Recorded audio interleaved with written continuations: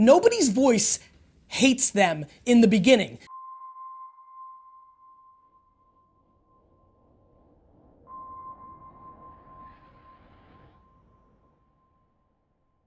Everybody thinks that they put their own self-doubt on themselves. It's actually not how it works.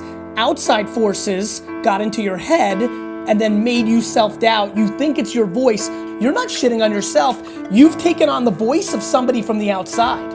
It's a voice that's been implanted in you, either in the beginning from your neighborhood, an outside force, often parents. And so where people get really f***ed up, you weren't born with like, I hate me. You've taken on the voice of somebody from the outside. It's very important that you understand this. I'll tell you why. It gets a lot easier if you actually believe it and understand it, because then you can understand it versus laying there and being like, why do I hate myself? You know what I mean?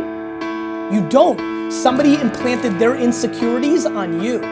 It's why a lot of people get value out of me, not my delusional you're an 8th place trophy, but from my practical optimism. If people keep putting that voice in their ears, the reason people listen to so much of my content is I'm optimistic, but I'm not gonna sugarcoat it and be like, if you just wish it, it happens. And in that balance, over time, if that's what goes into your ears, then all of a sudden you start believing it. Like, I genuinely believe it. Like, doubt ourselves, why?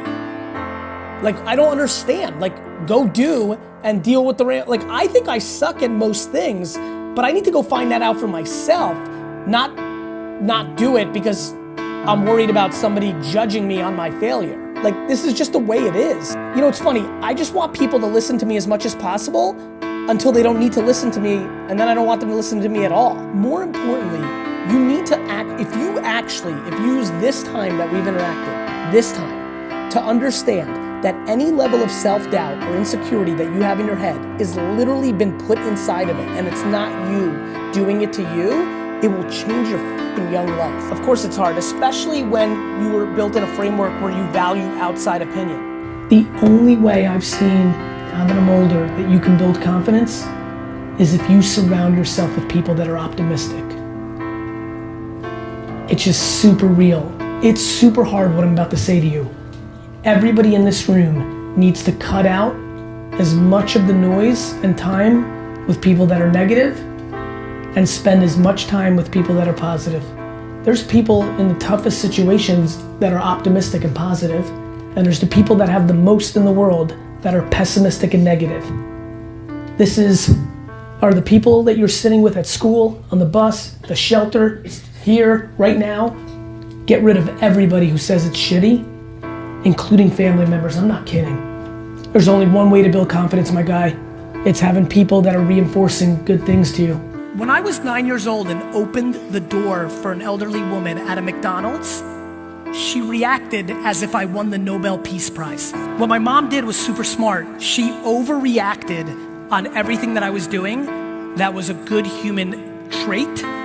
And she held me accountable for things that didn't matter, like grades. My mom built huge self-esteem in me. And I feel like the biggest reason I am who I am today to everybody is because I feel so guilty and so grateful for what she did for me that I want to do it for everybody else, which is, guess what? You suck at a ton of shit. Good. So does everybody else. You're also probably pretty fucking rad at something. Try as many things as possible until you figure out what you're rad at and you like. Insecurity is the seed that creates all these issues. And so I'm trying to figure out why they didn't build self-esteem, who didn't build self-esteem. And the reason I bring up mom is like, Jesus, it's such a big percentage of it. Mom or dad is like 80% of it. It's just, you know, I'm fascinated by it because I had the reverse. I'm so perfectly parented by my mother, I'm unstoppable. I feel guilty that I'm so emotionally grounded and strong. That's why I'm giving it to you. There's nothing anybody can do to my mental state. It's insane. And so I go right to the core.